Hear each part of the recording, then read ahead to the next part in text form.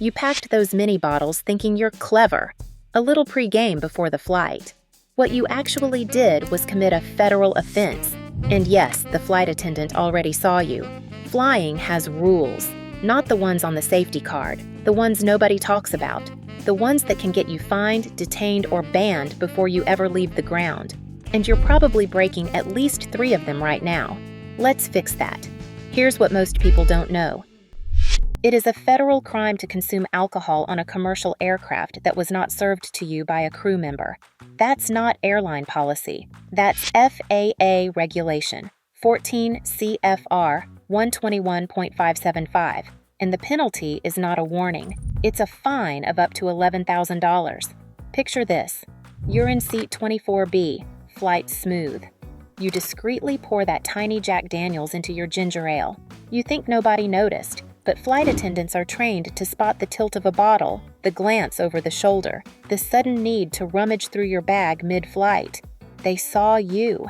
And here's the thing, they can report you. They can have law enforcement meet the aircraft at the gate over a mini bottle. Is it enforced every time? No. But here's what makes it dangerous. It's selectively enforced. You have no way of knowing which flight attendant is having a bad day, which crew is under pressure from management, which flight is being monitored by an air marshal. You never know. And if you think it's just about alcohol, hold up, because rule number 2 is something nearly every passenger does wrong on every single flight. You board, you find your seat. The overhead bin above you is full, but 3 rows back, there's an empty one. So you toss your bag in and take your seat. Perfect, right? Wrong. Overhead bins are not random storage. They're weight-distributed compartments engineered into the aircraft's balance calculations. When you move your bag to a bin nowhere near your seat, you're creating a weight imbalance, and more importantly, in the event of turbulence or an emergency evacuation, you cannot reach your bag. You are now separated from your medication, your documents, your phone charger, everything.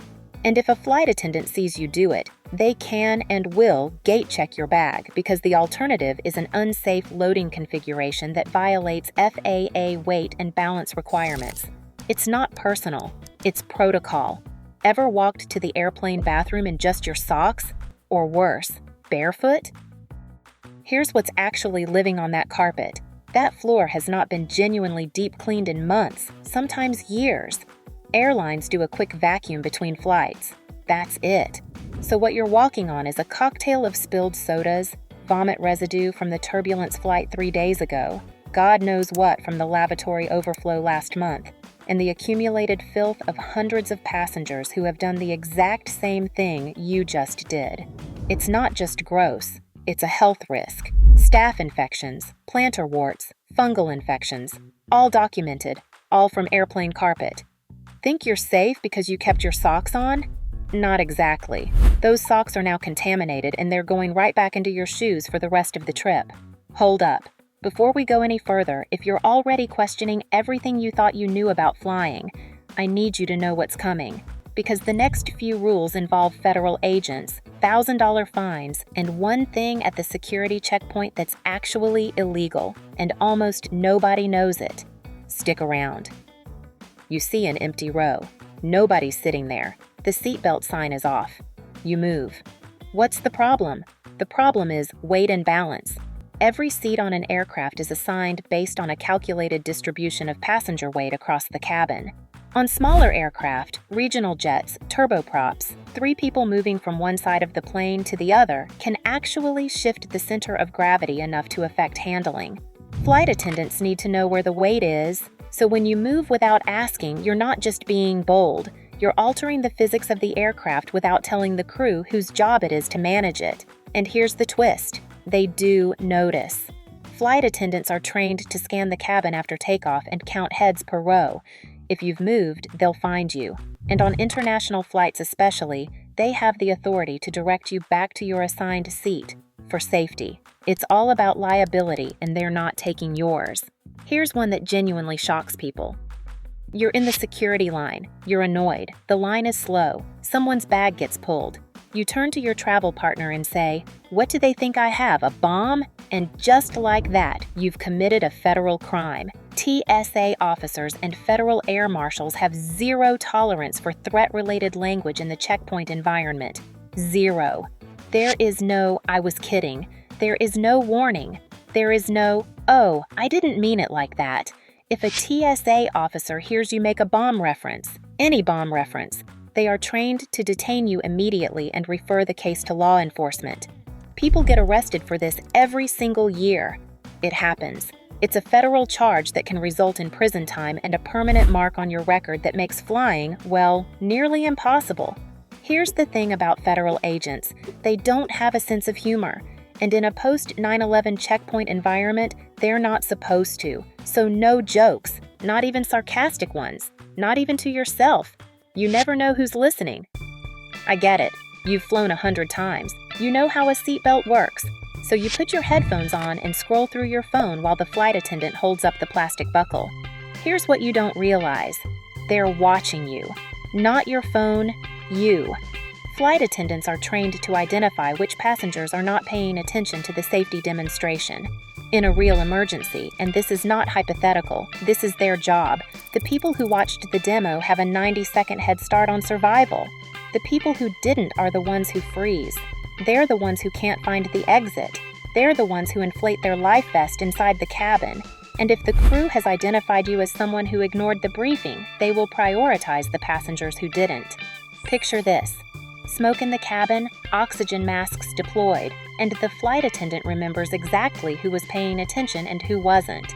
Which list do you want to be on? The wheels touch down. The plane is slowing, and half the cabin is already unbuckled, standing, reaching for the overhead bin like they're in a starting block at the Olympics. Here's the rule you're breaking. FAA regulation. Passengers must remain seated with their seatbelt fastened until the aircraft has reached the gate. The seatbelt sign has been turned off, and the crew has given the all clear. Not when the wheels touch down. Not when the plane slows. At the gate. Sign off. That seatbelt sign isn't a suggestion. It's a federal regulation, and you're on camera. Flight attendants can and do file reports on passengers who stand up early. These reports go to the airline, and in some cases to the FAA. Enough of them, and you can find yourself on an airline's internal watch list. And for what?